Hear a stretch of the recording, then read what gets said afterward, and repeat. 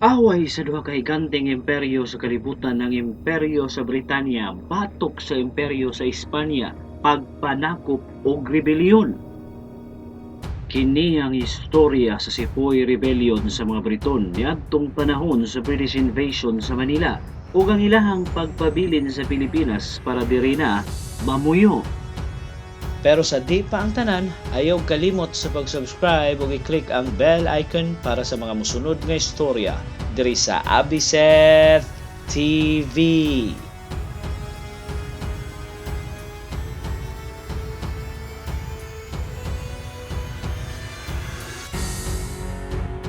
Niadtong 1762, gisakop sa mga Briton ang Manila sa pangulo ni William Draper tungod kay kaalyado sa Espanya ang nasod nga France sa 7 Years' War sa Europa kontra nila sa gubat ang Britanya.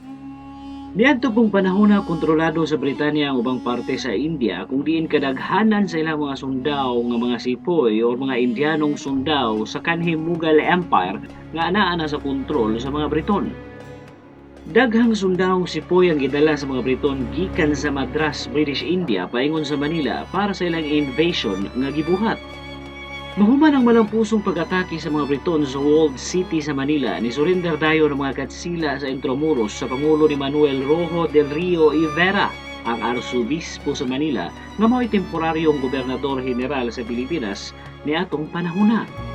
Pero ang Kapitan General sa mga Katsila nga si Simon de Anda y Salazar nakaikya sa Intramuros ug nagtukod og milisya sa Bacolor, Pampanga, batok sa mga Briton nga gisuportahan po dayon sa mga makakagahom nga mga Agustinian sa lugar.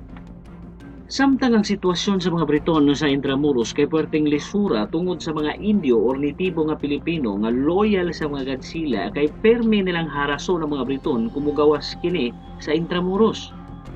Mao nga mga sipoy mo'y perming ipaon sa mga Briton ining mugawas sila sa Intramuros para manguha og pagkaon sa mga dugol nga baryo kung diin perme pod silang ambusa ni Anda basta mugawas sila sa walled city.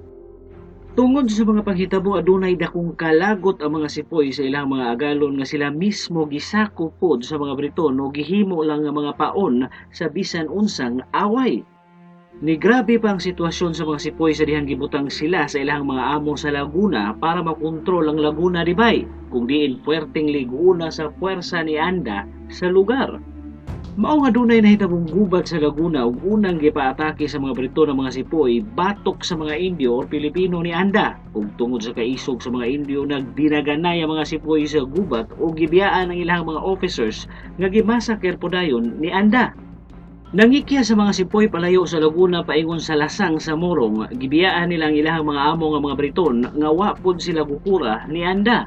Sa kadugayan gidawat ra pod ang mga sipoy sa mga Indio sa baryo sa Taytay ug Kainta tungod kay mga butan man pod sila ug waray hasol. Kadaghanan nila ng asawa ng mga Pilipino gaduna nay mga pamilya nga mao'y hinungdan nga nadawat ni gud sila dayon sa mga tao sa lugar. Samtang ang British occupation sa Manila nahuman niadtong 1764 pero wa na mukuyog ang mga sipoy sa mga Briton pabalik sa India kay mas gipili na lang nilang mupuyo sa Kainta tungod sa mas maayo ang ilahang kinabuhi didto ilawom sa mga Katsila kaysa sa mga Briton. Dawat mapud kaayo sila sa mga komunidad sa mga Pilipino tungod kay wa man sila'y hasol og nga maayo kaayong tao. Usa pa sa nagustuhan sa mga Pilipino nila kay ang ilahang bingka o rice cake nga puwerteng lamia. Hangtod sa nidaghan na og maayo ang ilahang lahi hangtod karong panahon nga makita sa mga taga-Kainta nga tag-asog ilong ito mang panit hasta mga lalaki nga gikan sa lahi sa mga sipoy nga nagpabili niadtong panahon sa British invasion sa Manila. Daghan ang nadalit sa mga sipoy sa mga Pilipino ilabi na sa ilahang mga pagkaon sama sa kare-kare ug bingka nga gusto kaayo sa mga Tagalog hasta na pod ang pulo nga guro or teacher ug puri or honor sa English nga gikan pod sa mga sipoy. Ang mga sipoy kay mga malinawong tao nga dali kaayo silang nadawat sa mga Pilipino ug karon puwerte ng daghanang Indiano sa tibok nasod pero sama sa una nagpabilin gihapon ang ilang pagkamalinawong klase nga pagkatao. Diri na lang kuto ug ayog kalimot sa pag-subscribe diri sa Abiseth TV para sa mga mosunod nga videos. Daghang salamat sa pagtanaw.